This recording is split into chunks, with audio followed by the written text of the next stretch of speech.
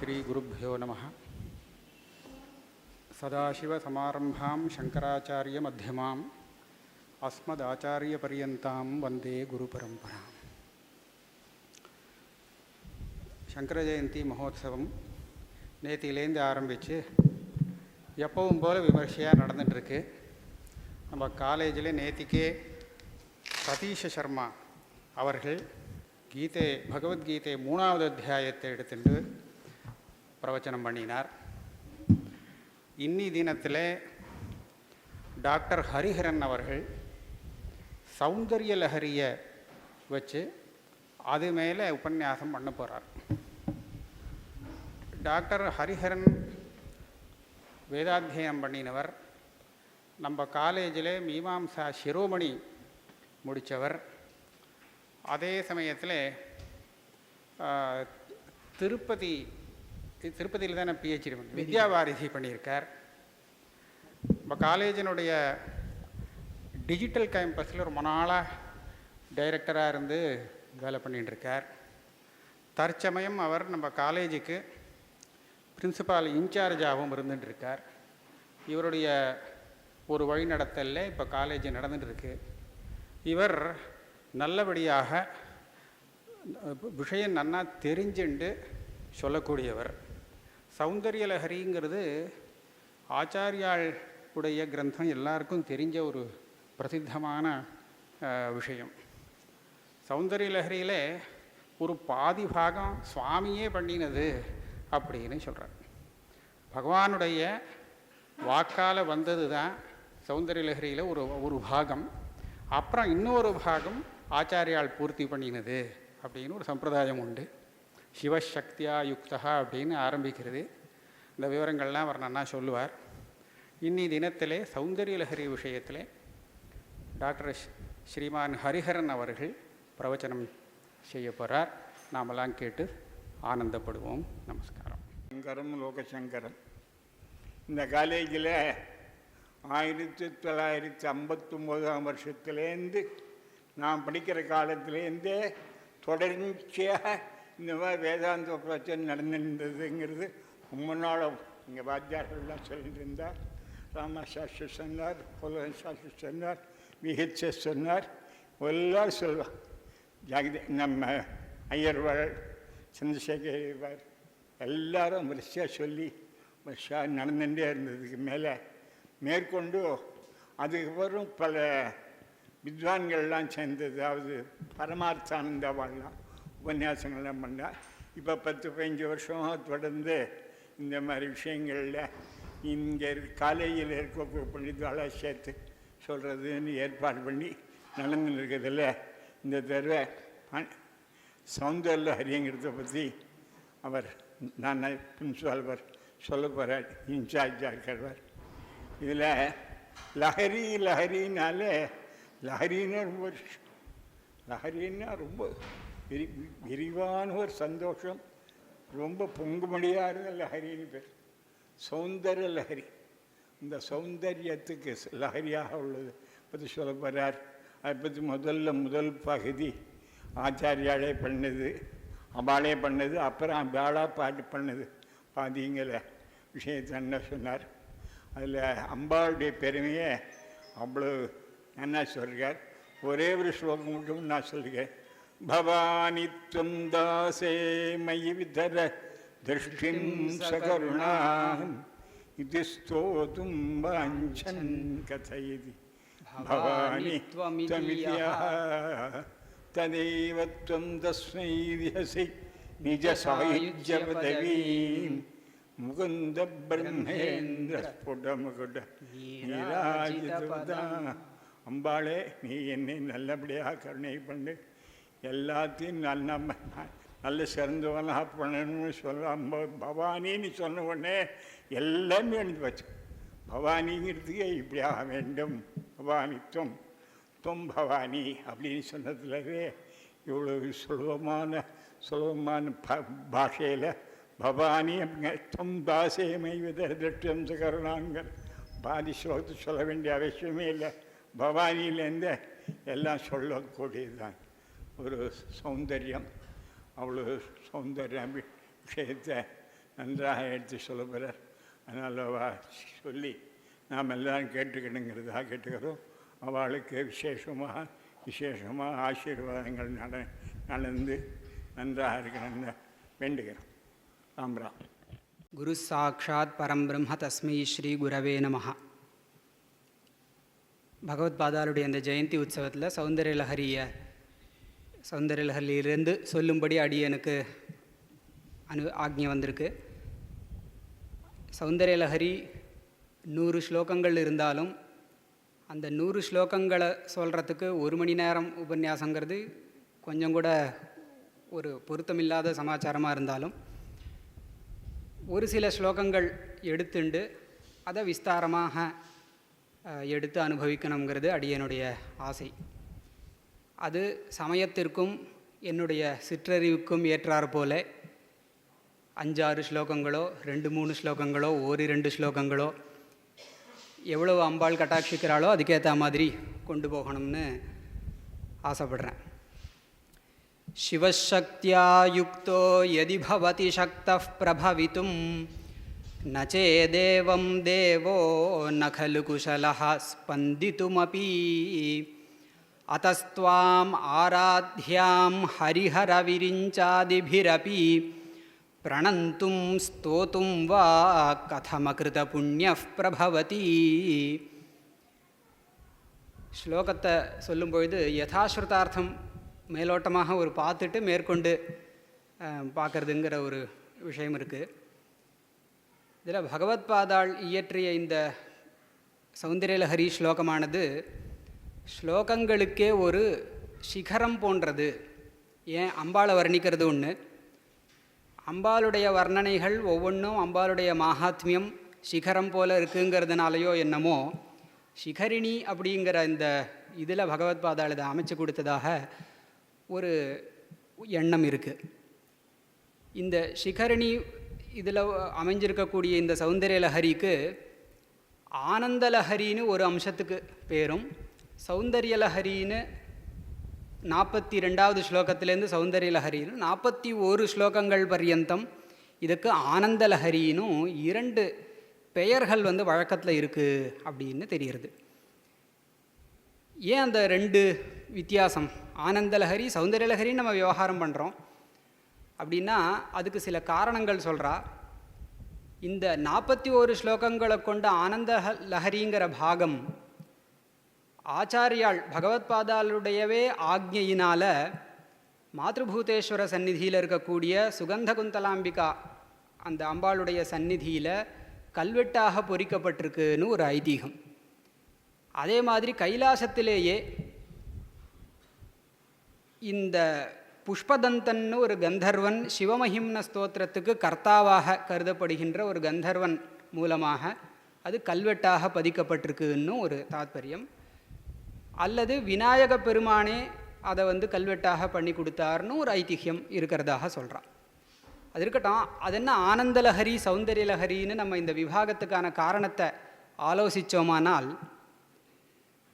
ஆனந்த அப்படிங்கிற சப்தம் சௌந்தரியங்கிற சப்தத்துக்குள்ளே நம்ம கொஞ்சம் இறங்கி யோசித்தா இதுக்கான பதில் கிடைக்குமோன்னு தோன்றது.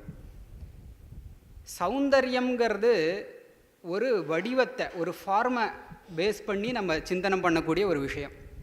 சுந்தரம் அப்படின்னு நம்ம எதை சொல்கிறோம் அப்படின்னா, ஒரு வடிவம் கொண்ட ஒரு வஸ்துவை, அது குழந்தையாக இருக்கட்டும், ஒரு நதியாக இருக்கட்டும், காடாக இருக்கட்டும், சுந்தரமான ஒரு விஷயம்னு ஒரு ஃபார்மேஷனோட சம்பந்தப்படுத்தி நம்ம அதை அடையாளம் கண்டுக்கிறது உண்டு.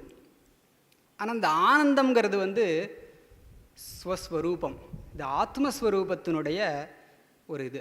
ஆனந்தோ பிரம்மே திவ்யஜானாத் ஆனந்தாத்யேவ கல்விமானி பூதானி ஜாயந்தே ஆனந்தே ந ஜாதானி ஜீவந்தி ஆனந்தம் பிரயந்த்யபிசம்பிசந்தீதி ஆர்கவி வாருணி வித்யா அப்படின்னு சொல்கிறோம் இல்லையா. இந்த பரபிரம்மத்தினுடைய ஸ்வரூபமே ஆனந்தமாக இருக்குது. இந்த 41 ஸ்லோகம் அதுக்கு மேற்பட்ட ஸ்லோகங்கள் நம்ம பிரித்து பார்த்தா அம்பாளுடைய பாதாதி கேசாந்த வர்ணனைகளை கொண்ட ஸ்லோகங்களாக இருக்குது. இதுக்கு 42க்கு மேலே இருக்கிற ஸ்லோகங்கள். 41 ஸ்லோகம் வரைக்கும் பார்த்தா இது ஸ்ரீவித்யா உபாசனா மார்க்கத்தை பெரும்பாலும் சொல்லக்கூடிய ஸ்லோகங்களாக, மோட்ச சாதனமாக சொல்லக்கூடிய ஸ்லோகங்களாக, ஒவ்வொரு ஸ்லோகத்திற்கும் ஒரு விசேஷமான பலன், ஒவ்வொரு ஸ்லோகத்துலேயும் அம்பாளுடைய ஒரு தத்துவத்தை, ஸ்ரீவித்யா தத்துவத்தை எடுத்து சொல்லக்கூடியதாக இருக்கிறதுனால என்னமோ இந்த 41 ஸ்லோகம் கொண்ட பாகத்துக்கு ஆனந்த லஹரினும், அதுக்கு மேற்பட்ட பாகத்துக்கு சௌந்தரிய லஹரின். ஏன்னா வடிவழகை வர்ணிக்கக்கூடிய பாகங்கிறதுனால சௌந்தரியத்தை நம்ம வடிவோட சம்பந்தப்படுத்தி எப்பயுமே யோசிக்கிறதுனாலையோ என்னமோ இப்படிலாம் ஒரு ஊகம் பண்ண முடியறதாக தெரியறது. இப்போ இந்த ஆனந்த லஹரி அப்படிங்கிற கிரந்தம் தான் சௌந்தரிய லஹரின்னு நம்ம சேர்த்து சொல்லலாம். இன்னொரு காரணமும் மனசில் வருது. இந்த சௌந்தரிய லஹரிங்கிற சப்தம் இந்த 41க்கு மேற்பட்ட ஸ்லோகங்களில் வருது. தனோது க்ஷேமம் நஹா தவ வதன சௌந்தரிய லஹரின்னு 44வது ஸ்லோகம். இங்கே 8வது ஸ்லோகத்தில் ஆனந்த லஹரிங்கிற சப்தம் வந்திருக்கு. இப்போது அந்த சப்தங்களை கொண்டு இப்படியாக ஒரு விபாகம் இருக்கிறதாகவும் நம்ம கருதலாமோ என்னமோன்னு தோன்றது.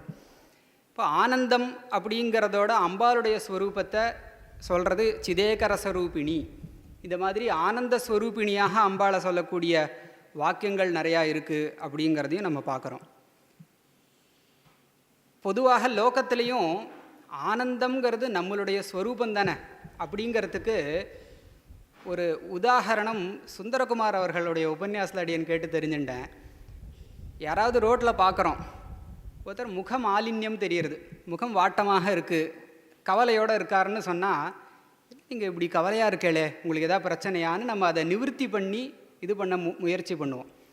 இதே ஒருத்தர் பிரசன்னமாக நடந்து போயிட்டு இருக்காருன்னா, என்ன நீங்கள் பிரசன்னமாக இருக்கேளேன்னு அதை நம்ம நிவர்த்தி பண்ண நினைக்க மாட்டோம். இப்போ இந்த ஆனந்தம்ங்கிறது ஸ்வஸ்வரூபம். அந்த ஆனந்த ஸ்வரூபத்தை அடையறதுக்கு ஒரு உபாசனா பத்ததியை அமைச்சு கொடுத்த இந்த முதல் 41 ஸ்லோகங்களை ஆனந்தலஹரி அப்படின்னு விவகாரம் பண்ணுறது அப்படிங்கிறதுக்கு ஒரு காரணமாக இருக்குமோ அப்படின்னு யோசிக்க வைக்கிறது. இதில் சிவசக்தியாயுக்தோ எதி யதாஸ்ருதார்த்தம் சொல்லி ஆரம்பிக்கணும்னு நினச்சிட்டேன். சக்தியாயுக்தா சிவஹா எதி அப்படின்னு ஆரம்பிக்கிறார்.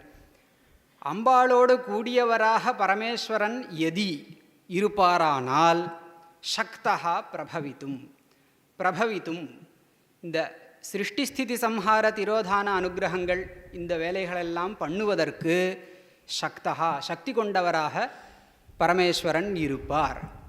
நச்சேதேவம் இவ்வாறு இல்லையென்றால் நகலு குஷலஹா ஸ்பந்தித்தும் அப்பி அவர் அசையக்கூட சக்தியற்றவராக இருப்பார் அப்படின்னு சொன்னார். அத்தஹ அதனால் துவாம் ஆராத்யாம் ஹரிஹர விரிஞ்சாதிபிரபி பிரணந்தும் ஸ்தோத்தும் வா கதம் அகிருத புண்ணிய பிரபவதி. ஆராத்யாம் துவாம் ஆராதிக்க தகுந்தவளான உன்னை ஹரிஹர விரிஞ்சாதிபிரபி பிரம்ம விஷ்ணு மகேஸ்வரால் கூட ஆராத்யாம் இவர்களாலேயும் ஆராதிக்க தகுந்தவளான உன்னை பிரணந்தும் வணங்குவதற்கோ ஸ்தோத்தும் வா ஸ்தோத்திரம் செய்வதற்கோ கதம் அகிருத புண்ணிய பிரபவதி புண்ணியம் செய்யாத ஒருவன் எப்படி அதை பண்ண இயலுவான் அப்படின்னு ஒரு கேள்வியோடு ஆரம்பிக்கிறார். இது யதாஸ்ருதார்த்தம். இப்போ நகலு குஷலஹா ஸ்பந்தித்தும் அப்படின்னு ஆரம்பத்திலே ஒரு போடு போட்டார். அம்பாள் இல்லாமல் பரமேஸ்வரனுக்கு அசையக்கூட சக்தி இல்லையா? இப்படி சொல்கிறது ஒரு வாஸ்தவமான விஷயமா? இப்படி நம்ம யோசிக்கலாமா?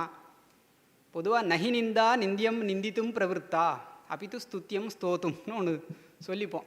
இப்போ நீதாண்டா சமத்துன்னு ஒரு குழந்தைய பார்த்து நம்ம பாராட்டினோன்னா மிச்ச பேர் அசடுன்னு அர்த்தம் கிடையாது.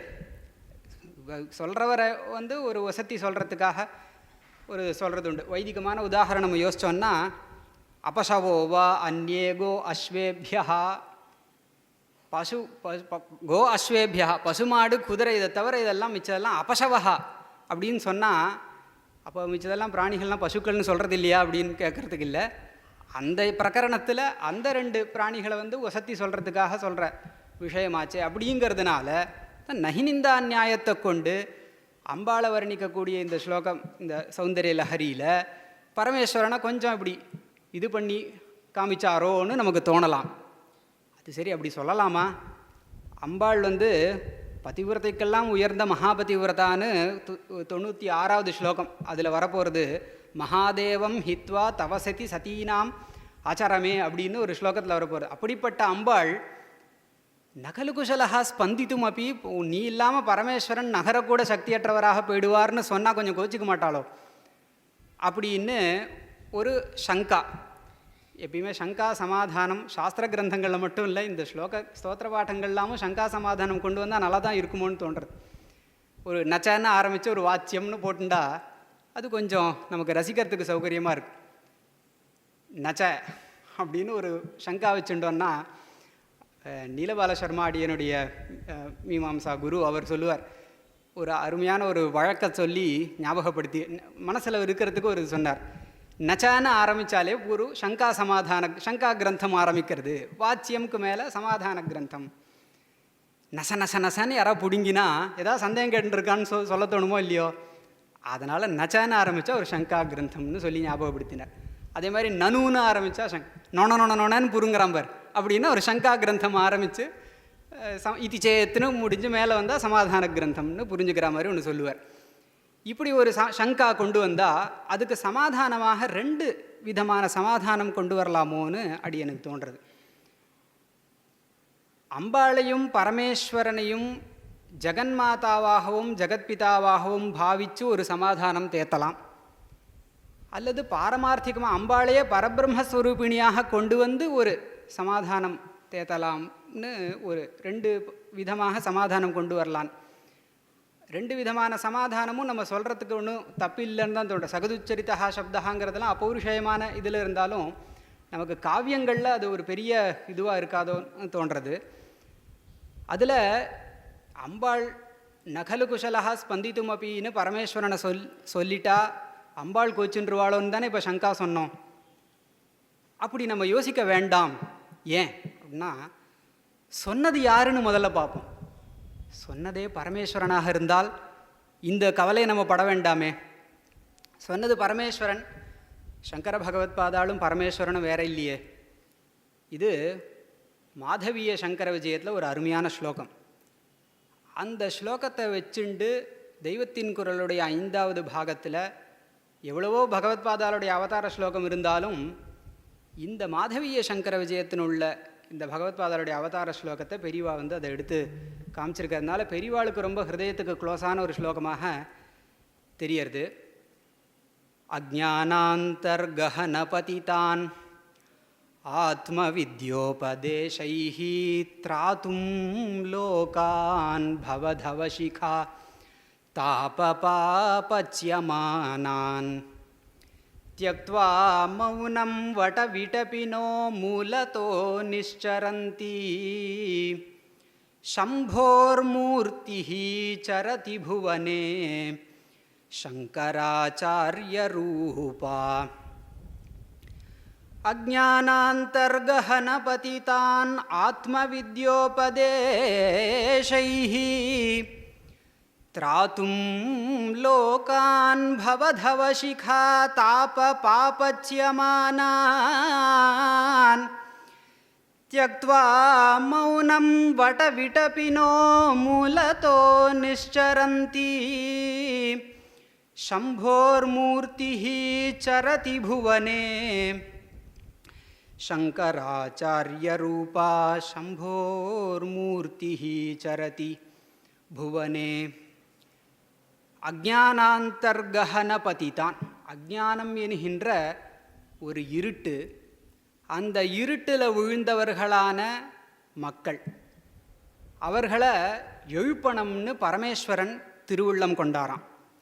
எந்த பரமேஸ்வரன் அப்படின்னா, சித்திரம் வடதரோர் மூலே விருத்தா சிஷ்யாக குருர் யுவான்னு தட்சிணாமூர்த்தி ஸ்வரூபனாக இருக்கக்கூடிய பரமேஸ்வரன். அவர்களை உபதேசம் பண்ணி, இப்போ அஜ்ஞானம்ங்கிற இருட்டில் திளைச்சுன்னு இருக்கக்கூடிய இந்த மக்களுக்கு உபதேசம் பண்ணி எழுப்பணும். ஏன்னா அங்கே அவர் இருந்த கோலம் என்னென்னா மௌனவியாக்கியா பிரகட்டித பரபிரம்ம தத்துவம் அப்படின்னு இருந்தார். இப்போ மௌனஸ்வரூபனாக தட்சிணாமூர்த்தி ஸ்வரூபனாக இருந்த அந்த பரமேஸ்வரன் உபதேசம் அது மௌனத்தில் இருந்து உபதேசம் பண்ணால் சனகாதிகளுக்கு புரியலாம். ஆனால் இந்த லோகத்தில் இருக்கிற ஜனங்களுக்கு எப்படி புரிய வைக்கிறதுங்கிறதுக்கு பேசுகிறதுக்காக ஒரு அவதாரம் எடுத்தாராம். அமைதியாக இருந்த தட்சிணாமூர்த்தி ஸ்வரூபன் பேசி பேசியே இந்த பாரத தேசத்தில் ஃபுல்லாக சஞ்சாரம் பண்ணி உபதேசம் பண்ணணும்னு எடுத்துட்ட ஒரு அவதாரமாக இருக்கிறதுனால திராத்தும் லோகான் பவதவ சிகா தாப பாபச்சியமானான். இந்த சம்சாரங்கிற ஒரு அக்னியில் தவிச்சுண்டு இருக்கக்கூடிய இந்த மக்களை கரை சேர்ப்பதற்காக தியக்துவா மௌனம் வடவிடபினஹா, அந்த ஆலமரத்தடியை விட்டு கொடுத்து மூலத்தோ நிஷ்சரந்தி சம்போர் மூர்த்தி, அந்த சம்போ பரமேஸ்வரனுடைய சாட்சாத் ஒரு திருவவதாரம்தான் சங்கர பகவத் பாதாள் அப்படின்னு சொன்னால், அந்த பகவத் பாதாள் தானே நகலு குஷலஹா ஸ்பந்தித்தும் அப்படின்னு சொல்லியிருக்கா அப்படின்னு ஒரு சமாதானம் யோசிக்கலாம். அது இருக்கட்டும், அந்த பரமேஸ்வரனுடைய திருவவதாரமாகவே பகவத் பாதாள் இருக்குங்கிறத நம்ம ஒத்துக்கிறோம். இந்த ஸ்தோத்திர பாடத்தில் அம்பாளை தாயாக பாவிச்சு தானே வர்ணனை. அப்படி இருக்கும்பொழுது இதை என்னமா சொல்லிக்கலாம் அப்படிங்கிறத இன்னொரு மேலே ஒரு சங்கையாக நம்ம கொண்டு போகலாம்.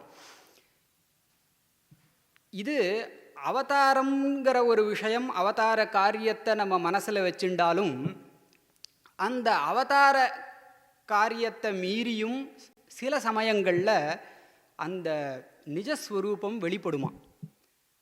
இதை நம்ம ராமாயணாதி கிரந்தங்களில் பார்த்து தெரிஞ்சுக்கலான்னு தோன்றது. ராமாயணத்தில்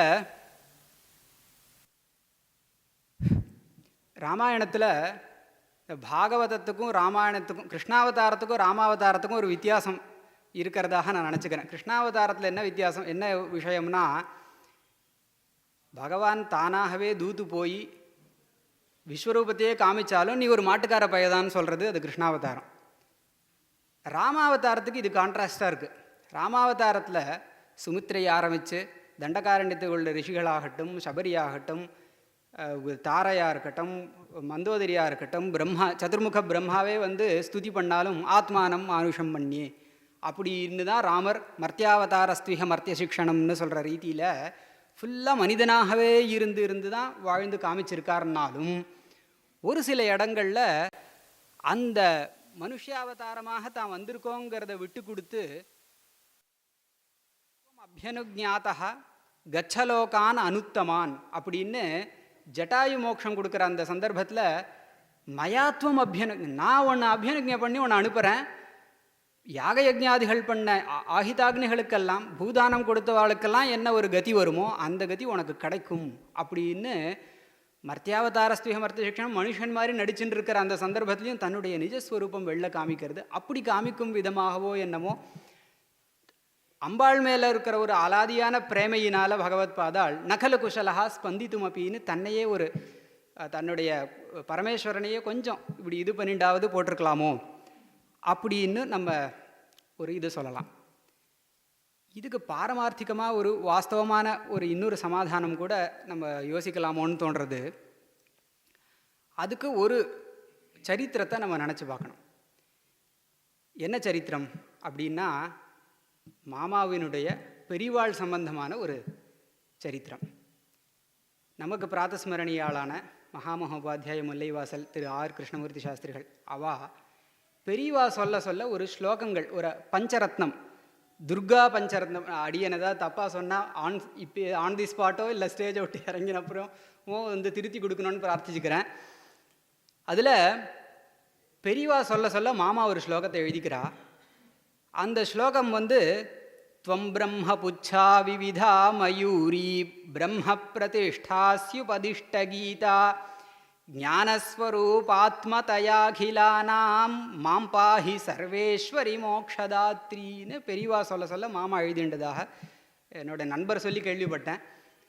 இதை எழுதும் பொழுது மாமா ஒரு கேள்வி கேட்டாலாம் பெரியவாள்கிட்ட, பிரம்ம பிரதிஷ்டா ஸ்யுபதிஷ்ட கீதா அப்படின்னு எழுத சொல்கிறேளே, பிரம்ம உபதிஷ்ட கீதான்னு கீதோபதேசம் பண்ணது கண்ணன் அல்லவோ அப்படின்னு கேட்கும் பொழுது பெரியவா பகவத்கீதையினுடைய ஒரு பாஷ்யத்தில் பகவத் பாதாள் சொல்லிக்கிற விஷயத்தை எடுத்து சொன்னதாக கேள்விப்பட்டேன். இதை மாற்றி சொன்னால் மாமா திருத்தி கொடுக்கணும்.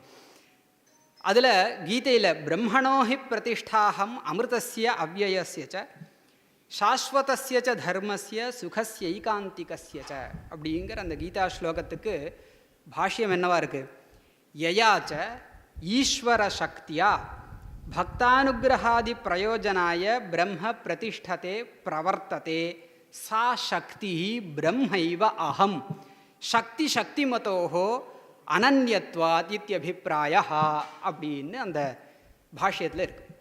அப்போது பிரம்மத்தினுடைய எந்த ஒரு சக்தி சொல்கிறாலோ அந்த சக்தியாகத்தான் நான் இருக்கேன்னு பரமாத்மா கீதையில் சொல்கிறதாக, அந்த சக்திக்கும் சக்திமானுக்கும் அபேதா அப்படின்னு சொல்லும்பொழுது, இப்போது பரமேஸ்வரன் அம்பாள் ரெண்டும் வேற இல்லை.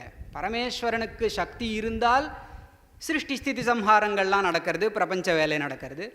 பரமேஸ்வரன் அந்த சக்தியை வெளிப்படுத்தாமல் உட்காந்துருந்தா அப்படியே பிரம்மஸ்வரூபமாக இருக்குங்கிறத நம்ம இந்த இடத்துல புரிஞ்சுக்கலாம்னு தோன்றது. இதில் ஒரு உதாரணம் சொல்லுவார் சுந்தரகுமார் அவர்களை நினச்சிக்கிறேன். இந்த மோட்டர், அதுக்கு ஒரு ஹார்ஸ் பவர்னு ஒன்று உண்டான். லௌகிகமான உதாரணம். ஒரு ஹார்ட்வேர் ஷாப்பில் போய் மோட்டர் வேணும்னு கேட்டவன் எவ்வளோ ஹார்ஸ் பவர்னு கேட்டானா. அதெல்லாம் எனக்கு தேவையில்லை, மோட்டர் மாத்திரம் கொடு. என்னையா மோட்டர் மாத்திரம் கொடுத்தா அதுக்கு பவர் இல்லாமல் மோட்டரை வாங்கிப்பாளா அப்படின்னு கேட்டால், அந்த பவர் இல்லாமல் மோட்டர் வந்து ஒரு ஜஸ்ட் ஒரு இரும்பு பீஸ் தானே. அதுக்கு எப்போ பவர் கொடுக்குறோமோ அப்போ ஸ்பந்தகா ஏற்படுறது, அது தன்னுடைய காரியத்தை செய்யறதுன்னு லௌகிகமான ஒரு உதாரணம் கொடுப்பாள். அப்படி பார்க்கும்பொழுது இதில் ஒன்றும் பிரச்சனை இல்லை. சிவசக்தியா யுக்தோ எதி பவதி நச்சேதேவம் தேவோ நகலு குஷல ஸ்பந்தித்துமபின்னு சொல்லலாம். அத்தஹா, அதனால தான் ஹரிஹர விரிஞ்சாதிபிரபி ஆராத்யாம் துவாம், பிரம்ம விஷ்ணு ருத்ராளாலையும் ஆராதிக்கப்படுபவளான உன்னைன்னு கொண்டு போனார். இதில் பிரணந்தும் ஸ்தோத்தும்வான்னு ரெண்டு. பிரணாமஹா காயிக பக்தி, ஸ்தோத்தும் அது வாச்சிக பக்தி. அது உபலட்சணமாக கொண்டு மானசிக பக்தி இல்லாமல் எடுத்துக்கலாம். ஏன்னா ரெண்டுத்துக்குமே மனசு வேணும். மனசு ஈடுபட்டிருந்தால் தான் காயிகமாகவோ வாச்சிகமாகவோ நம்ம வந்து பக்தி பண்ண முடியும். இந்த பக்தி பண்ணுறதுக்கே ஒரு புண்ணியம் வேணும். அப்படின்னா ஒரு புண்ணியம், இது வந்து ஒரு கன்சிஸ்டன்ட் ப்ராசஸ் அப்படின்னு சொல்கிறான். ஒரு சின்ன தர்ம காரியம் பண்ணுறோம், பண்ண வைக்கிறோம், இல்லை நம்மளுடைய பெரியவா பண்ண வைக்கிறா, அது பண்ணது மூலமாக அடுத்ததில் நாட்டம் வருது. ஒரு சத்சங்கத்தில் கலந்துக்கிறோம், அடுத்த சத்சங்கத்துக்கு போகணுன்னு ஆசை வருது. ஒரு பெரியவாளை நமஸ்காரம் பண்ணும்பொழுது குழந்தைகளை அடுத்த பெரியவாளை காமிக்கும்பொழுது தானாக நமஸ்காரம் பண்ண கற்றுக்கிறதுன்னு நம்ம பார்க்குறோம் இல்லையா. அப்போது ஒரு புண்ணிய காரியம் மற்றொரு புண்ணிய காரியத்தில் ஈடுபடுறதுக்கு நம்மளை சம்ஸ்காரம், அது நமக்கு அந்த சம்ஸ்காரத்தை கொடுக்கறதுன்னு எடுத்துண்டு கதம் அகிருத புண்ணியா. அப்போது ஏற்கனவே புண்ணிய காரியங்கள் செஞ்சு அந்த பாக்கியம் கொண்டவர்கள் தான் இந்த அம்பாளை வந்து ஸ்தோத்தும் பிரணந்தும் வா பிரபவதி அப்படின்னு ஒரு இது இருக்குது. இதில் இந்த சிவசக்தியா யுக்தோங்கிற முதல் ஸ்லோகத்தில் ரெண்டு சமாச்சாரத்தை நம்ம தெரிஞ்சுக்கலாம். முன்னமே சொல்லியிருந்த மாதிரி முதல் 41 ஸ்லோகங்களுக்கு ஆனந்த லஹரி, ஏன்னா அம்பாளுடைய ஸ்வஸ்வரூபத்தை வர்ணிக்கக்கூடியதாக இருக்கிறதுனால, ஸ்வரூபம் ஆனந்தமயமாக இருக்கிறதுனால ஆனந்த லஹரின்னு பேர் வச்சதாக சொல்லிட்டு வந்தோம். அதில் ரெண்டு மோட்ச சாதனமாக இருக்கக்கூடிய இந்த பாகத்தில் ரெண்டு விஷயத்தை பகவத்பாதால் சூச்சனம் பண்ணியிருக்காருன்னு தெரியறது. ஒன்று வந்து பிரணவம், ரெண்டாவது ஸ்ரீ மகாஷோடசி. அத்வைதிகளுக்கு, அதாவது வேதாந்த உபனிஷத் மார்க்கத்தில் பிரணவம் எவ்வளவு முக்கியமோ அதே மாதிரி ஸ்ரீவித்யா உபாசனா மார்க்கத்தில் ஷோடசி மந்திரம், ஷோடசாட்சரி மந்திரம்னு சொல்கிறதாக தெரியுது. அடியனை தான் தப்பாக சொன்னால் திருத்தி கொடுக்கணும்னு வேண்டிக்கிறேன். இதில் எப்படி அந்த மந்திரத்தை சூச்சனம் பண்ணான்னா, ஷோடச பதங்கள் இருக்கான். சிவஹா சக்தியா யுக்தா யதி பவதி சக்தா பிரபவித்தும் ந சேதேவம் தேவஹா ந கலு குஷலஹா ஸ்பந்தித்தும் அப்பின்னு பூர்வார்த்தத்தில் இந்த ஷோடச பதங்களை கொண்டு அந்த ஸ்ரீவித்யா உபாசனா பத்ததியை சூச்சனம் பண்ணார், மோட்ச சாதனமாக இருக்கிறதா. இப்போ உத்தரார்த்தத்தில் பிரணவத்தை சூச்சனம் பண்ணுறாருன்னு சொல்கிறார். பிரணவ சூச்சனம் என்னமா நடந்திருக்குங்க அப்படின்னா, அத்தஸ்துவாம் ஆராத்யாம் ஹரிஹர விரிஞ்சாதிபிரபின்னு போட்டிருக்கார். ஹரிஹர விரிஞ்சாதிபிரபிங்கிற இடத்துல நம்ம இதை கவனிக்கணும். சிருஷ்டிஸ்திதி சம்ஹாரங்களுக்கு காரணமாக இருக்கக்கூடிய பிரம்ம விஷ்ணு ருத்ராள், இப்படி தானே எல்லா இடத்துலையும் பேசுறது. சிருஷ்டி என்ன கிரமம்? சிருஷ்டி ஸ்திதி சம்ஹாரா, இந்த கிரமத்தில் தான் நான் சொல்கிறது. இப்போ பிரம்ம விஷ்ணு மகேஸ்வராள், சிருஷ்டிகர்த்தா பிரம்மா, ஸ்திதிகர்த்தா விஷ்ணு, இப்படி சொல்கிறது உண்டு. ஆனால் இங்கே ஹரிஹர விரிஞ்சாதிபிரபின்னு போட்டார். ஹரிஹர விரிஞ்சாதிபிரபின்னு போடாமல் விரிஞ்சி ஹரிஹராதிபின்னு போட்டால் சந்தஸ் இடிக்கும். ஆனால் சந்தஸ் இடிக்கிறதுலாம் பகவத் பாதாள் மாதிரி ஒரு மகாகவிக்கு ஒரு பிரச்சனையா? ஹரிஹர விரிஞ்சாதி விதிஹரி கிரீஷாதிபிரபி இதை சமாளிக்கும். இது சரியாக இருக்குமா? விதிஹரி கிரீஷாதிபிரபின்னு போட்டு சமாளிச்சிருக்க முடியும். ஹரஹரி விரிஞ்சாதிபிரபின்னு சொல்லியிருக்கலாம். ஹரிஹர விரிஞ்சாதிபிரபின்னு சொல்கிறதுனால என்ன தெரியறதான், பிரணவத்தை இங்கே சூச்சனம் பண்ணியிருக்கிறதா தெரியுது. அகார உகார மகாரங்கள் தானே பிரணவம். அதுக்கு ஒரு சிஷ்ட சம்பிரதாய பரிகிரகீதமான ஒரு ஸ்லோகத்தை உத்தரணம் பண்ணி சொல்கிறா. அகாரோ விஷ்ணுருத்திஷ்ய உகாரஸ்து மகேஸ்வரः மகாரஸ்து ஸ்மிருதோ பிரம்மா பிரணவஸ்து திரயாத்மகான்னு இந்த கிரமத்திலேயே ஹரிஹர விரிஞ்சாதிபிரபின்னு சூச்சனம் பண்ணதுனால இதில் பிரணவத்தையும் ஒரு இது பண்ணுறா. ஸோ ஸ்ரீவித்யா உபாசனா பத்ததி இது மோட்ச சாதனமாக இருக்கக்கூடிய இந்த ஆனந்த ஸ்வரூபத்தை வர்ணிக்கக்கூடியதாக இந்த 41 ஸ்லோகத்தில் ஸ்ரீவித்யா உபாசனா பத்ததியையும் பிரணவத்தையும் பகவத்பாதாள் சூச்சனம் பண்ணியிருக்கிறதாக தெரிகிறது. இப்படி ஒரு மங்கள ஸ்லோகம் பண்ணார். மங்கள ஸ்லோகம் பண்ணணுங்கிறது பகவத்பாதாளுக்கு தெரியும். இது மங்கள ஸ்லோகம் மாதிரி தான் கருதணும்னு அடியனுக்கு தோன்றது. மங்கள ஸ்லோகம் சாஸ்திர கிரந்தங்களுக்கு பிரசித்தம். மங்களாதீனி மங்கள மத்தியானி மங்களாந்தானிச்ச சாஸ்திராணி பிரதந்தேன்னு சொல்லிகிட்டு இருக்கோம். ஸ்தோத்திர பாடங்களுக்கு மங்கள ஸ்லோகம் தேவையா அப்படின்னா பகவத்பாதாள் பண்ணி காமிச்சிருக்கார். மங்கள ஸ்லோகம் இல்லாத ஸ்தோத்திர பாடங்களும் இருக்கிறத பார்க்குறோம். சுப்பிரமணிய புஜங்கம் எடுத்துட்டா சதாபாலரூபாபி விக்னாத்ரிஹந்திரி மகாதந்தி வக்திராபி பஞ்சாஸ்ய மான்யா விதீந்திராதி மிருக்யா கணேஷாபிதாமே விதத்தாம் ஸ்ரீயம் காப்பி கல்யாணமூர்த்தி மங்கள ஸ்லோகம் போடுறோம். இதை ஸ்லோகத்தையும் மங்கள ஸ்லோகமாக நம்ம கருதலாம். ஏன்னா வர்ணிக்கிறது அம்பாளாக இருந்தாலும் சிவஹான்னு ஆரம்பிச்சிருக்கார். இதில் மங்களாச்சரணம் 3 வகை. ஆசீர் நமஸ்கிரியா வஸ்து நிர்தேசோ வாபி தன்முகம்லாம் சொல்லிட்டு இருக்கா. ஆசீர்வாத ரூபமாக இல்லை, நமஹாங்கிற சப்தமும் இங்கே இல்லை. வஸ்து நிர்தேசாத்மகமாக சாட்சாத் அம்பாளை வர்ணிக்கக்கூடிய கிரந்தத்தில் அம்பாளுடைய பெருமையையே சொல்லக்கூடிய ஸ்லோகமாக இதை போட்டிருந்தாலும் சிவஹான்னு ஆரம்பித்ததில் எங்கே மங்கள வஸ்து நிர்தேசாத்மகமான மங்களாச்சரணம் நடக்கிறதோ அங்கே கூட அஸ்தியுத்தரஸ்யாம் திசி தேவதாத்மா மாதிரி இடங்களில் அகாரம் மங்களம் அப்படின்னு சொல்லி வர்ணிக்கிறது உண்டு இல்லையா? இங்கே தேவையே இல்லை. அதுக்கு சிவஹான்னு சாட்சாத் மங்களவாச்சகமான கல்யாணம் மங்களம் சிவம்னு அந்த சிவசப்தத்தையே போட்டு ஆரம்பிச்சிருக்காங்கிறதுனால இது ஒரு மங்கள ஸ்லோகமாக இருக்குது. மேற்கொண்டு அம்பாளை வர்ணிக்க ஆரம்பிக்கணும். அம்பாளுடைய மகாத்மியத்தை வர்ணிக்கிறது எங்கேருந்து ஆரம்பிக்கலாம் அப்படின்னு யோசிக்கும் பொழுது அம்பாளுடைய திருவடியிலிருந்து ஆரம்பிக்கலாம் அப்படின்னு ஆரம்பிக்கிறார். அம்பாளுடைய திருவடி கூட இல்லை, அம்பாளுடைய திருவடி துகள், அந்த துகளை வர்ணிக்க ஆரம்பிக்கிறார். தனியாம் சம்பாம்சும் தவ சரண பங்கேருஹபவம் விரிஞ்சி சஞ்சின்வன் விரச்சயதி லோகானவிகலம் வஹத்யேனம் ஷௌரிஹி கதமபி சஹஸ்ரேண சிரசாம் ஹரஸ் சம்க்ஷுத்யைனம் பஜதி பசிதோத்தூலன விதிம் தனியாம்சம் பாம்சும் தவ சரண பங்கேருஹ பவம். பாம்சுன்னு போட்டார், திருவடி துகள். அம்பாளை பார்த்து சொல்கிறார், தவ அம்பாளே உன்னுடைய சரண பங்கேருஹ பவம், திருவடித்தாமரையில் இருக்கக்கூடிய தனியாம்சம் பாம்சும், ஒரு நுண்ணிய துகள் இருக்கே, அந்த துகளுக்கு அந்த ஒரு சின்ன தூசிக்கு எவ்வளவு மகிமை அப்படின்னு சொல்ல ஆரம்பிக்கிறார். அந்த துகளைத்தான் விரிஞ்சிஹி சஞ்சின்வன், விரிஞ்சிஹி பிரம்மா, அவர் அதை எடுத்து தான் விரச்சயதி லோகான் அவிகலம், இந்த ஜெகத் சிருஷ்டியே அந்த துகளை வச்சுட்டு தான் பண்ணுறாராம். விரிஞ்சி சஞ்சின்வன் விரச்சயதி லோகான் அவிகலம். அவிகலம் விரச்சயத்தின்னு ஒன்று போட்டார். அவிகலம் விகலம் விஷகலிதம்லாம் சொன்னால் ஆர்டர் இல்லாமல் கண்ணாபின்னான்னு போகிறது. ரொம்ப ஜாக்கிரதையாக பிரம்மாவுடைய சிருஷ்டி எவ்வளோ ஆச்சரியமான ஒரு சிருஷ்டி. கிரகங்கள் ஒரு சூரிய சந்திரர்கள், சூர்யா சந்திரமசௌ தாத்தா யதா பூர்வம கல்பயத்துன்னு முன்னாடி கல்பத்தில் எப்படி இருந்ததோ அதே மாதிரி சிருஷ்டி பண்ணுறார்.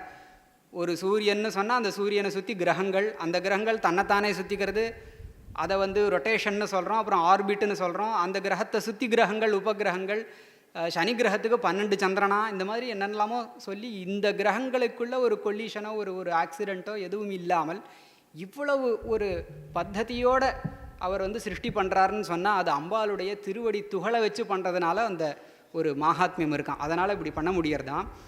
விரிஞ்சி சஞ்சின்வன் விரச்சயதி லோகான் அவிகளம்.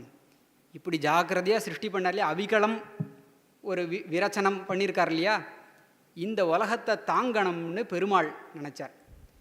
வஹத்யேனம் ஷௌரிஹி கதமபி சஹஸ்ரேண சிரசாம். 1000 தலைகள் ஆதிசேஷஸ்வரூபமாக பெருமாள் நாராயணனே இருந்துண்டு, ஏனம் இந்த பாம்சுவை, இது அம்பாளுடைய திருவடியிலிருந்து சிருஷ்டிக்கப்பட்டது இல்லையோ இந்த லோகம், அந்த லோகத்தை ஸ்திதி பண்ணணும்னு உள்ளம் கொண்டு பெருமாள் என்ன பண்ணாராம், தன்னுடைய 1000கணக்கான தலைகளால் அதை தாங்கின்னு இருக்கார். வஹத்யேனம் ஷௌரிஹி கதமபி சஹஸ்ரேண சிரசாம் ஹரஸ் சம்க்ஷுத்யைனம் பஜதி பசிதோத்தூலன விதிம்.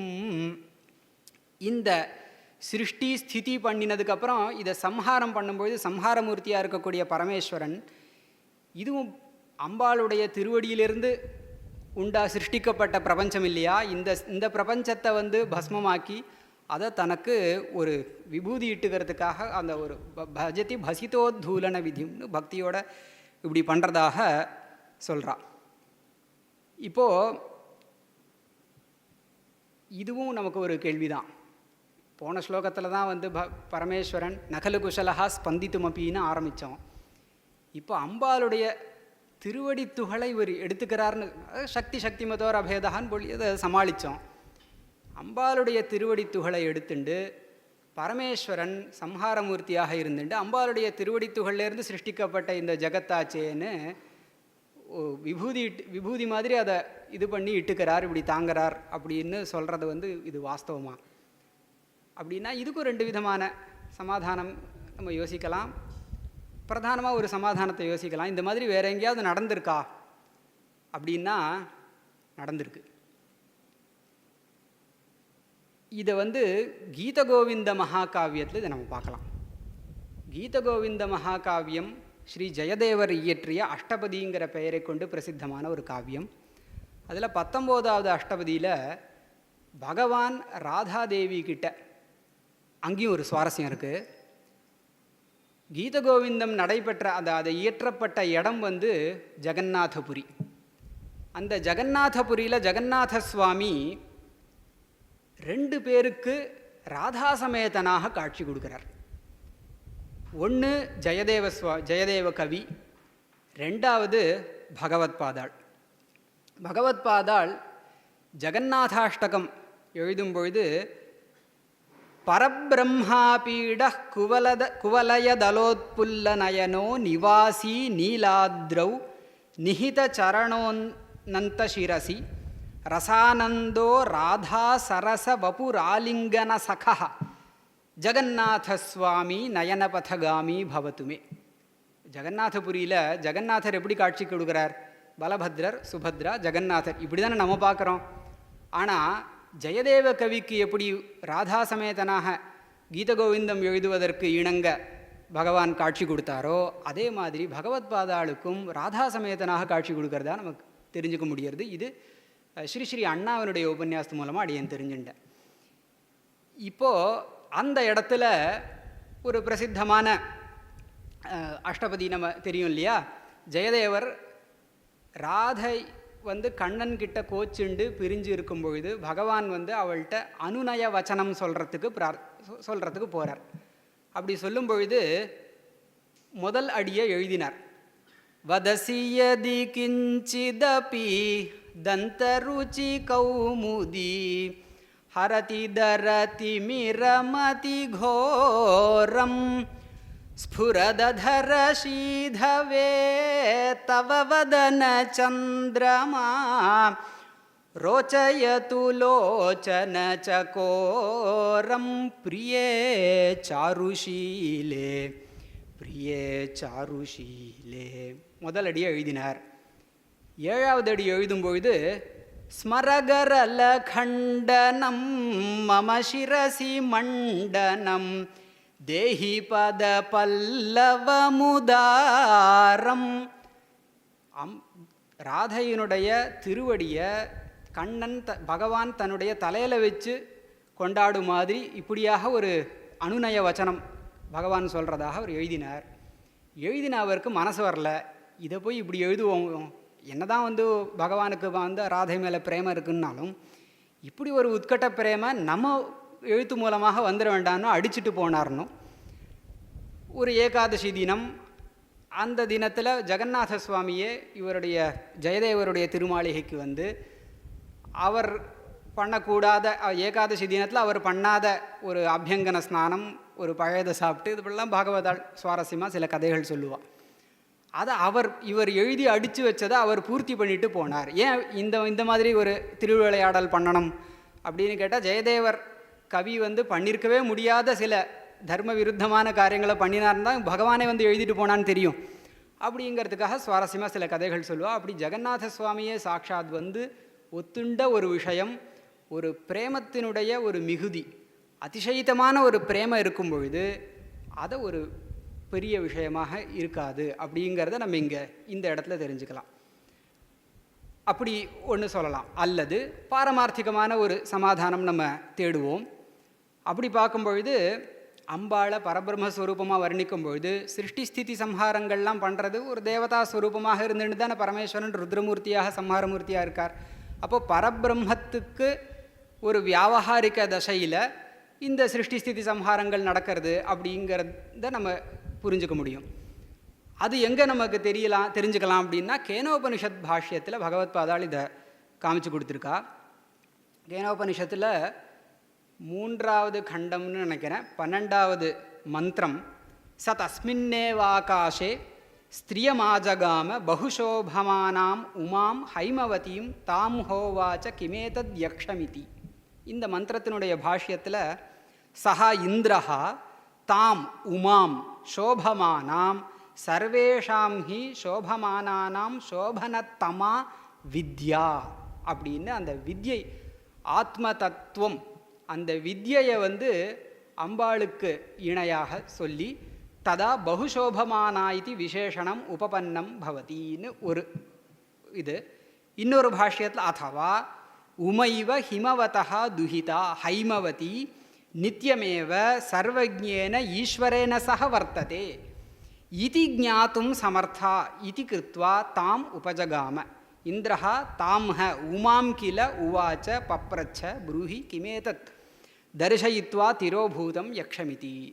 இந்த ஒரு விதமாக யோசித்தால் அம்பாளுக்கும் பரமேஸ்வரனுக்கும் பேதம் கிடையாது. பரபிரம்மஸ்வரூபிணியாக அம்பாள் இருக்கா, பரமேஸ்வரனும் அப்படி தான் இருக்கார் அப்படின்னு சர்வஜ்ஞேன ஈஸ்வரேன சகவர்த்ததே அப்படின்னு முன்னாடி யோசித்த மாதிரி சக்தி சக்திமத்தோர பேதா அப்படிங்கிற ஒரு ரீதியிலையும் இதை கொண்டு போகலாமோ அப்படின்னு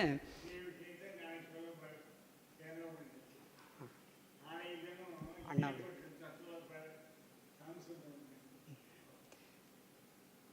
இப்படியாக அம்பாளுடைய திருவடி துகளை பற்றின ஒரு ஸ்லோகம்.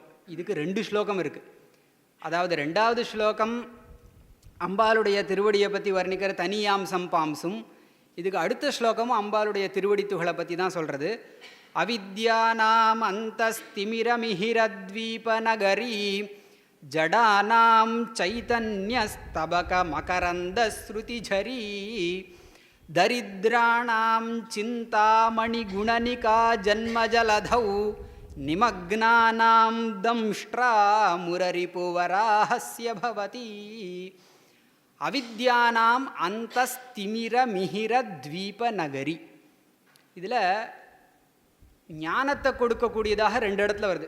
ஆரம்பத்தில் அவித்யானாம் அந்தஸ்திமிர மிஹிர த்வீப நகரி ஒன்று, நிமக்னானாம் ஜன்ம ஜலதௌ நிமக்னானாம் தம்ஷ்ட்ரா முரரிப்பு வராஹஸ்ய பவதின்னு வருது. 2 இடத்துலையும் நம்ம சுவாரஸ்யம் பார்ப்போம். அதில் அவித்யானாம்ங்கிறதுக்கு ஞானமற்றவர்கள் அப்படின்னு பொருள் கூறியிருக்கா. இதில் பல வியாக்கியானங்கள் சௌந்தர்யலஹரிக்கு இருக்குது, 32 வியாக்கியானம் சொல்கிறா. 9 வியாக்கியானங்கள் கொண்ட புஸ்தகம் கேஎஸ்ஆர்ஐ மூலமாக அந்த பெங்களூர் புஸ்தகம் ஒன்று எனக்கு கிடச்சிது. இந்த உபன்யாசத்துக்கு தயார் பண்ணும்பொழுது அது கொஞ்சம் பார்க்கும்பொழுது தலை சுற்றித்து. அதனால் சாஸ்திரரத்னாகர ஸ்ரீ தேதியூர் சுப்பிரமணிய சாஸ்திரிகளுடைய புஸ்தகத்தை கொண்டு அடியன் கொஞ்சம் தயார் பண்ணிட்டு வந்ததாக தெரிவிச்சுக்கிறேன். இதில் அவித்யானாம் அந்தஸ்திமிர மிஹிர த்வீபநகரி, த்வீபநகரிங்கிறது ரொம்ப கவனிக்க வேண்டிய ஒரு விஷயம். அதாவது கடலுக்கு நடுவில் இருக்கக்கூடிய ஒரு ஐலாண்டு சிட்டி, த்வீபநகரி. இது ஏன் மெனக்கட்டு இப்படி சொல்லணும்? அம்பாளுடைய பிரகாசத்தினால அஜ்ஞானங்கள்லாம் நிவர்த்தி ஆகிறது, இதுதானே சொல்ல வேண்டியிருக்கு. அது எந்த இடத்துல சொன்னாலும் பிரகாசம் சூரியன் வந்தால் திமிர மிஹிர, மிஹிரனா சூரியன், சூரியன் வந்தால் பிரகாசம் போகிறது, இது இருட்டு போகிறது, பிரகாசம் கிடைக்கிறது, இவ்வளோதானே. இது ஏன்னா அந்த காலத்தில் கூட மாட மாளிகைகள் நிறையா இருந்தால் ஒரு சூரிய பிரகாசம் சட்டுன்னு எல்லா இடத்துலையும் அப்படி சீக்கிரமாக உள்ளே நுழைஞ்சிடாதான். அதனால் திமிர மிகிர த்வீபநகரின்னு மெனக்கெட்டு போட்டதாக தேதியூர் சுப்பிரமணிய சாஸ்திரிகள் சொல்கிறார். த்வீபநகரின்னு சொன்னால் அது கடலுக்கு நடுவில் இருக்கக்கூடிய ஒரு த்வீபம். அதில் ஒன்றும் பெருசாக இதெல்லாம் இருக்காது. அது சூரியன் உதயமாச்சு, உதயமாகி மத்தியான வேளையில் தான் இருட்டு போச்சு அப்படின்னு ஒன்றும் இல்லையே. சூரியன் உதயமாகிற நேரத்தில் மொத்த தீவுக்கும் இருட்டு போயிடுறது எப்படியோ அதை மாதிரி அந்தஸ்திமிர மிகிர த்வீபநகரி, நமக்குள்ளே இருக்கக்கூடிய அஜ்ஞானம் என்கின்ற இருட்டிற்கு சூரிய பிரகாசம் போல அம்பாள் இருக்காள்னு சொல்கிறார். லலிதா சஹஸ்ரநாமத்தில் நம்ம இதை மாதிரி பார்க்கலாம். உத்யத்பானு சஹஸ்ராபா சதுர்பாக சமன்விதான் போகிறது. உத்யத்பானு சஹஸ்ராபான் அப்படின்னு அம்பாளை சொல்கிறது உண்டு. உதிக்கின்ற செங்கதிர் அப்படின்னு அபிராம பட்டரும் சொல்கிறத நம்ம பார்க்குறோம். சமுத்தியத் சஹஸ்ரார்க்க துல்லிய பிரகாசம் அப்படின்னு இதில் சுப்பிரமணிய புஜங்கத்திலையும் கார்த்திகேயனை முருகப்பெருமான வர்ணிக்கிறத நம்ம கவனிக்கலாம். அதில் ஒரு பழமொழி உண்டு. உத்யந்து சதமாதித்யா இல்லை உதயன் ஒரு ஒரு ஒரு பழமொழி உண்டு. சதம் இந்தவஹ நவினா விதுஷாம் வாக்கியைஹி நஷ்யத்யாபியந்தரம் தமஹா அப்படின்னு. நூற்றுக்கணக்கான சூரியன்கள் உதிக்கட்டும், நூற்றுக்கணக்கான சந்திரர்கள் உதிக்கட்டும், ஆனால் ஒரு குருவினுடைய உபதேசம் இல்லாமல் உள்ளே இருக்கிற இருட்டு போகாது. வாஸ்தவமான இருட்டு சூரிய உதயத்தினால போனாலும் நமக்கு உள்ளே இருக்கிற இருட்டை போக்குறதுக்கு அம்பாளுடைய கட்டாட்சம் வேணும் அப்படிங்கிறது இங்கே தெரியறது. இதுக்கு உதாரணமாக நம்ம சில கதைகளை ஞாபகப்படுத்திக்கலாம். கதையை விஸ்தரிக்கிறதுக்கு இங்கே அவ்வளோ நேரம் இல்லைங்கிறதுனால ஞாபகப்படுத்திட்டு போகிறேன். 3 மகாகவிகள் அம்பாளுடைய அனுகிரகத்தை பெற்று மகாகவிகளாக ஆனார்கள்.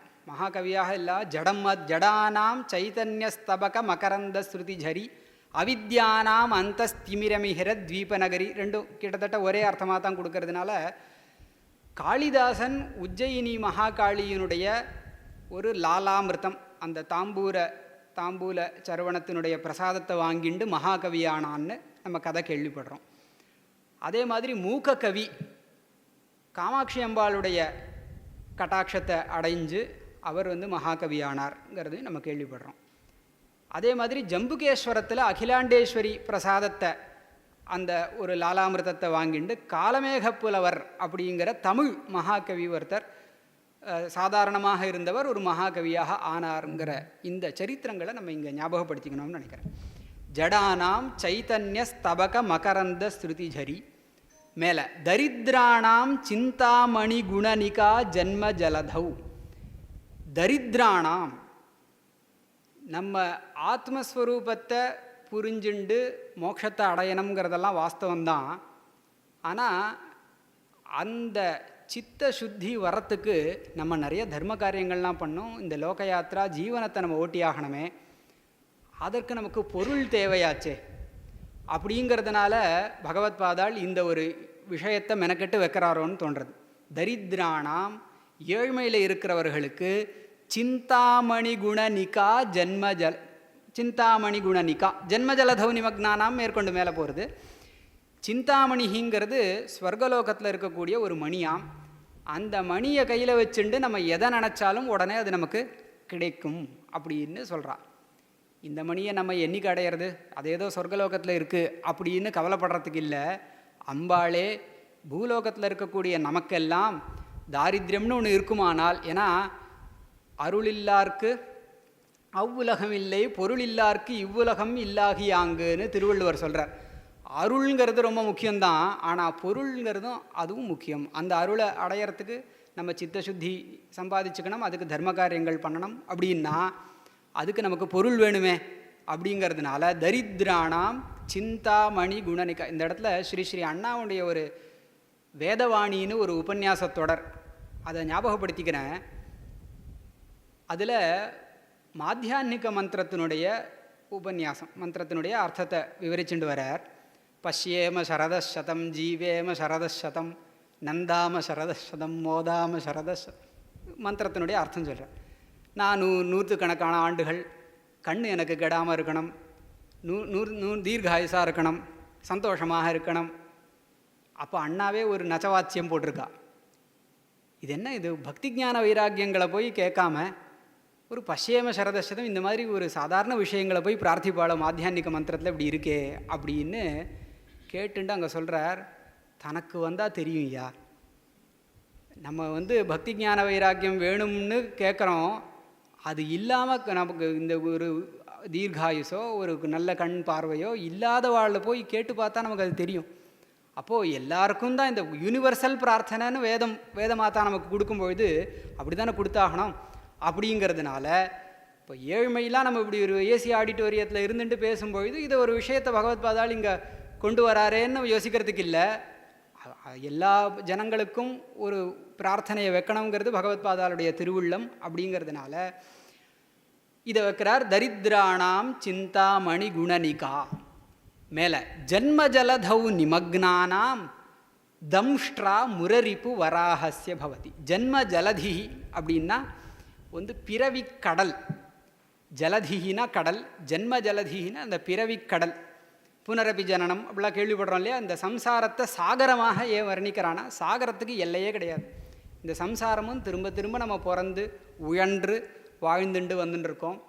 இந்த சம்சாரத்தில் நமக்கு பட்டம் பதவி மனைவி மக்கள் பணங்காசு இப்படி எவ்வளவோ விஷயத்து பின்னாடி நம்ம ஓடிண்டே இருக்கோம். அப்படி இருக்கும் பொழுது இதிலிருந்து நமக்கு விடுதலை, அறம் பொருள் இன்பம் வீடுன்னு 4 பேர் வச்சா தர்மார்த்த காம மோட்சங்கள்.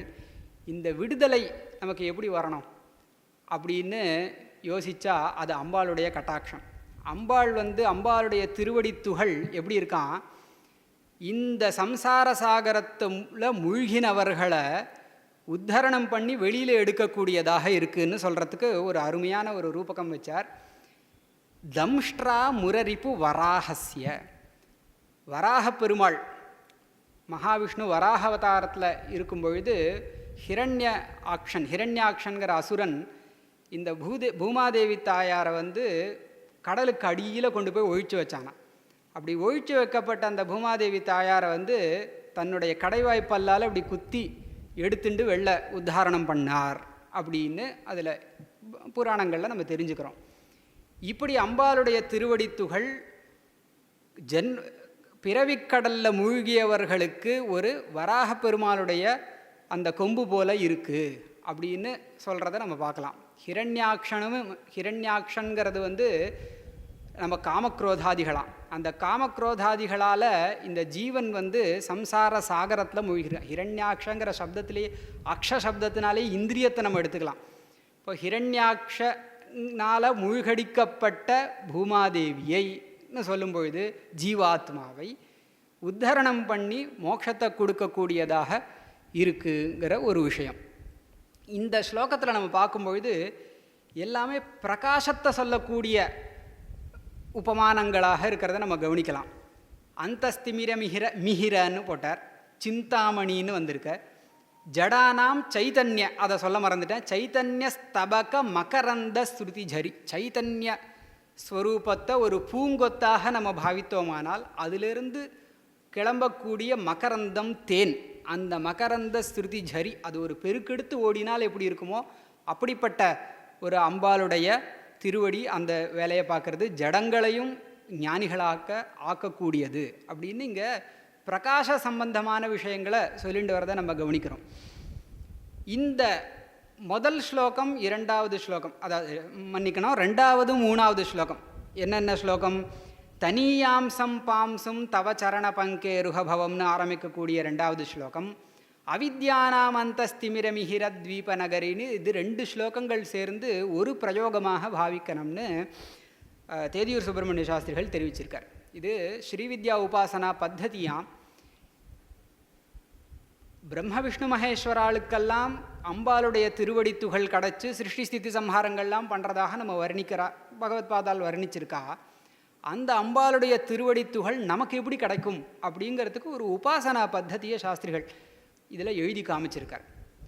அது என்ன பண்ணணுமா, ஒரு நல்ல பௌர்ணமி தினத்தில் ஒரு சுவாசினியை ஆற்றுக்கு அழைச்சி இல்லத்தினுடைய வாசல்லிருந்து பூஜை நடக்கக்கூடிய இடம் வரைக்கும் ஆற்று மணலை கொண்டு இப்படி வஸ்திரகாயம் பண்ணி இப்படி கொண்டு அந்த மணலை பரப்பி அதில் அவன் அந்த ஒரு சுவாசினியை நடந்து வர சொல்லி அவளை அம்பாளுடைய அபேதமாக அம்பாள் அபின்னமாக அவளை தியானித்து ஷோடசோபச்சார பூஜைகளை பண்ணி போஜனாதிகளை பண்ணி வச்சு அதுக்கப்புறமா அவளை திருப்பியும் அந்த மணல் வழியாக நடந்து போக சொல்லி அந்த மணலை சேகரித்து தாமிரத்தினாலோ வெள்ளியினாலோ தங்கத்தாலான ஒரு பெட்டியில் அந்த மணலை சேகரித்து அம்பாளுடைய திருவடி துகளாக அதை பாவித்து இந்த 2 ஸ்லோகங்களை ஒரு மண்டல காலம் நித்தியம் 1000 ஆவர்த்தி பாராயணம் பண்ணி ஒரு உபாசனா, அந்த உபாசனத்தை பண்ணினால் அம்பாளுடைய திருவடி துகளை ஆராதித்த ஒரு பாக்கியமானது, ஒரு புண்ணியமானது கிடைக்கும் அப்படின்னு சாஸ்திரிகள் தெரிவிக்கிறார். இப்படிப்பட்ட உபாசனா பద్ధதிகள்லாம் இந்த காலத்தில் நடக்குமா? அது முடிகிற அந்த 45 நாள் முடிஞ்சு திரும்பவும் 9 சுமங்கலிகளை கூப்பிட்டு ஒரு சுமங்கலி பிரார்த்தனை மாதிரி வஸ்திரம், கந்த தைலம், இந்த மாதிரி ஒரு மங்கள திரவியங்களால் அவர்களுக்கு சமர்ப்பித்து உபச்சாரம் பண்ணணும்னு ஒரு விஷயத்தை சொல்லியிருக்கார். இந்த 2 ஸ்லோகங்கள்லையும் சம்மரைஸ் பண்ண மாதிரி ஒரு ஸ்லோகம் இருந்தால் தேவலைன்னு நமக்கு ஒரு இது இருக்கும் இல்லையா? அது 2 ஸ்லோகம், தனியாம்சம் பாம்சும் அவித்யானாம் அந்தஸ்திமிரமிஹிர த்வீப நகரின்னு இப்படி 2 ஸ்லோகங்களாக இருக்கு இல்லையா? இந்த 2 ஸ்லோகங்களை அகஸ்திய மகரிஷி சம்மரைஸ் பண்ண மாதிரி, இதை அவர் சம்மரைஸ் பண்ணார்னு சொல்கிறத விட அகஸ்தியர் சொல்லியிருக்கிற ஒரு விஷயத்தை பகவத்பாதால் 2 ஸ்லோகமாக ஆக்கியிருக்காருன்னு கூட சொல்லலாம். எங்கே சொல்லியிருக்கா? விரிஞ்சி சஞ்சின்வன் விரச்சயதி லோகான விகலம். பிரம்மா சிருஷ்டி பண்ணுறார் அம்பாளுடைய கட்டாட்சத்தினால், அம்பாளுடைய திருவடி துகளை கொண்டுலாம் பார்த்தோம் இல்லையா? வஹத்யேனம் சௌரிஹி ஹரசம்ஷுத்யேனம் பஜதி அப்படின்னும், நமக்கு சம்சார சாகரத்திலிருந்து விடுதலை கொடுக்கறதாகவும் அம்பாளுடைய திருவடி துகள் இருக்குன்னு பார்த்துன்னு வந்தோம் இல்லையா? இதை ஒரு ஸ்லோகத்தில் இதை நம்ம கவனிக்கலாம். முத்தேவரும் முத்தொழிலாற்றிடவே முன்னின்றருளும் முதல்வி சரணம் வித்தே விளைவே சரணம் சரணம் வேதாந்த நிவாசினியே சரணம் தத்தேரிய நான் தனயன் தாய் நீ சாகாதவரம் தரவே வருவாய் மத்தேருததி கிணை வாழ்வடையேன் மாதா ஜெய ஓம் லலிதாம்பிகையே.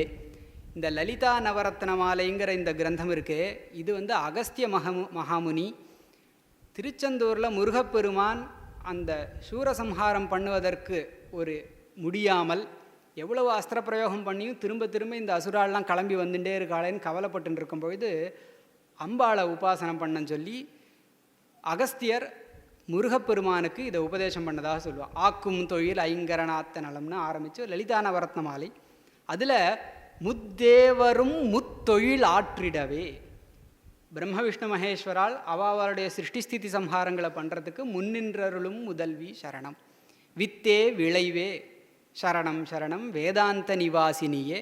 அதில் தத்தேரிய நான் தனயன் தாய் நீ சாகாத வரம் தரவே வருவாய் அப்படிங்கிறத இந்த ஜன்மஜலதௌ நிமக்னானாம் தம்ஷ்ட்ரா முரரிப்பு வராஹஸ்ய மயிலாப்பூர்னு சொன்னால் கொஞ்சம் தமிழ் இசை இருக்கணும். தமிழ் இசைங்கிறது மயிலாப்பூரோட ரொம்ப தப்பாக சொல்லியிருந்தால் பெரியவா மன்னிச்சுக்கணும், இருக்கணும்னு அடியன் நினைக்கிறேன். இப்படியாக இந்த 2 ஸ்லோகங்களை நம்ம ஒரு பாவாக நினச்சி பாவிச்சுக்கலாம் அப்படின்னு சொல்லிண்டு இன்னும் நிறையா ஸ்லோகங்கள் இன்னும் 2-3 ஸ்லோகங்கள் வரைக்கும் அடியன் தயார் பண்ணி வச்சுட்டு இருந்தேன். ஆனால் நேரம் 7:30 மணியை தாண்டி போகிறதுங்கிறதுனால இத்தோட நிறுத்திக்கலாம் நினச்சிக்கிறேன். ஹரஹர நம பார்வதி பதயே ஹர ஹர மகா ஜெய் பராசக்தி மாதா கி ஜெய். முத்தா மூணு ஸ்லோகத்தை விஸ்தாரமாக ரொம்ப நல்லா சொன்னார். ஏகப்பட்ட விஷயங்களை சேர்த்து டீட்டெயிலாக சொல்கிறதுங்கிறது ரொம்ப ஆச்சரியமான ஒரு சந்தோஷமான பெரிய விஷயம்.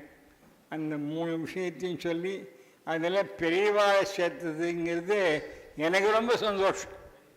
பெரியவாழை சேர்த்து அதை வந்து அதே போல் இன்றைக்கி சேர்த்த விஷயத்தை நாளைக்கு கேனோபனிஷத்தையும் சேர்த்து இதையும் சேர்ற மாதிரி நாளைக்கு கேனோபனிஷத்து ரகசியத்தை பற்றி பேசுகிறதாக ராமசுப்ரமணியம் பேசப்படுறார்.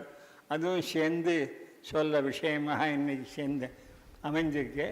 அப்படிப்பட்ட ஒரு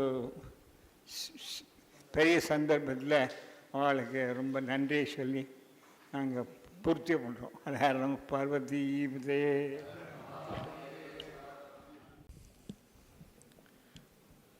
சௌந்தரலஹரி நிறையா பேருக்கு பிடித்தமான ஒரு கிரந்தம். இது அபீஷ்டத்தை கொடுக்கக்கூடியதாக இருக்குது அப்படிங்கிறதுக்காக இது ஒரு மந்திர சாஸ்திரமாகவும் எடுத்துட்டு பல பேர் பல ஸ்லோகங்களை பல காரிய சித்திக்காக பண்ணுறது உண்டு. ஆனால் இந்த பிரவச்சனமானது ஓவராலாக ஒரு சம்மரியை கொடுத்துட்டு பின்ன விசேஷமாக எவ்வளவு பெரியவாள்லாம் இதில் எவ்வளவு விதமாக ஆலோசனை பண்ணியிருக்கிறார் அப்படிங்கிற அம்சத்தை ரொம்ப தெளிவாக எடுத்து சொன்னார். அவர் சொல்லும்போது எனக்கு ஒன்று ஞாபகம் வந்தது. இந்த ஆயுர்வேத சாஸ்திரத்தில் ஏகம் சாஸ்திரம் அதீயானஹா ந வித்யாத் சாஸ்திர நிச்சயம் தஸ்மாத் பகுஸ்ருத சாஸ்திரம் விஜானியாத் சிகித்சகா அப்படின்னும் சாஸ்திரம் குருமுகோத்கீரணம் ஆதாய உபாஸ்யஜ அசகிருத்து அப்படின்னும் போடுறார். அப்போது ஒரு ஸ்லோகத்தை நம்ம சாதாரணமாக பாஷா சம்ஸ்கிருத விற்பத்தி இருக்கவாளுக்கு ஒரு விதமான அர்த்தம் புரியும். ஆனால் அதே ஸ்லோகத்தை பல பண்டிதாள் எப்படி ஆலோசனை பண்ணியிருக்கிறார் அப்படின்னு பார்த்தோமானா நமக்கு இன்னும் அதிலிருந்து ஒரு சுவாரஸ்யம் வெளிப்படும். அப்பேற்பட்ட ஒரு சுவாரஸ்யத்தை நமக்கு கொடுக்கறதுக்காக நல்லா கிருஷி பண்ணி பரம சந்தோஷமாக இருந்தது. அது ஒருத்தர்கிட்ட கேட்கறதுன்னு இல்லை, பல பேர்கிட்ட கேட்டு அந்த விஷயத்தை நாம் ரசிக்கணும் அப்படிங்கிற ஒரு ஆசிரியருக்கு ஒரு முக்கியமான ஒரு லட்சணம். ஏதோ வெறும்னா நாம் தெரிஞ்சதை சொல்லிட்டு போகிறோம் அப்படிங்கிறதாக ஒரு ஆசான் இருக்கக்கூடாது. அது எனக்கு உபன்யாசத்துலேருந்து பளிச்சுன்னு தெரிஞ்சுது. ஏதோ வெறுமனே ஒரு ஸ்லோகத்தை எடுத்து சொல்கிறதோ ஒரு 8 ஸ்லோகத்தை நம்ம வெறுமனே சாதாரணமாக அர்த்தம் சொல்கிறதோ ஒரு விதமான நிர்வாகம் உபன்யாசத்தில். ஆனால் அதை நிறையா சிந்தனை பண்ணி இப்படி மேலே வச்சா இந்த மாதிரி அர்த்தம் வரும், இப்படி மேலே வச்சா இந்த மாதிரி அர்த்தம் வரும் அப்படிங்கிறதாக சொல்கிறது இருக்குது. இது ஒரு விசேஷமான ஒரு கிருஷியினுடைய ஒரு பிரயோஜனம். அதை பண்ணுறார் அப்படிங்கிறது எனக்கு ரொம்ப பரம சந்தோஷமாக இருந்தது. இப்போ சமீப காலத்தில் அவர் இந்த சம்ஸ்கிருத கலாசாலைக்கு பிரின்ஸ்பாலாகவும் வந்திருக்கிறார் அப்படிங்கிறத கொண்டு எனக்கு ரொம்ப சந்தோஷம். இப்பேற்பட்ட ஒரு கிருஷி பண்ணுறவாள் தான் நாம் ஒரு வித்யாலயத்தில் ஒரு நிர்வாகத்தில் அவளை போட்டால் தான் மிச்சவாளை கிருஷி பண்ணுறதுக்கு ஒரு உற்சாகம் இவாழ்கிட்டேருந்து வரும். ஸோ அந்த விஷயத்துலேயும் எனக்கு ரொம்ப சந்தோஷம். ஹரிஹரன் ரொம்ப அழகாக எடுத்து சொன்னார். நான் பல விஷயத்தை புதுசாக கிரகித்தேன். இந்த மாதிரி ஏதோ சில விஷயங்கள் நாம் பார்க்குறோம், ஆனால் வெறும்னே இதிலிருந்து மட்டும் இல்லை, அண்ணா எப்படி சொல்வார், சுந்தர்குமார் எப்படி சொல்வார் அப்படிங்கிறதுலேருந்தும் பகுஸ்ருதா அப்படிங்கிறது தெரிகிறது. அது மட்டும் இல்லை, ஆலோசனை பண்ணி தெளிவாகவும் சொன்னார் அப்படிங்கிறதாக நாம் அவரை பாராட்டுறோம். மேலும் மேலும் இந்த வித்யா அவருக்கு அபிவிருத்தி ஆகணும், அவர் மூலமாக பல வித்தியார்த்திகளும் இங்கே தயாராகணும் அப்படிங்கிறதாக நான் சொல்லி பகவத் பாதாள பிரார்த்தனை பண்ணிட்டு பூர்த்தி பண்ணிக்கிறேன். ஹர ஹர நம பார்வதி பதையே.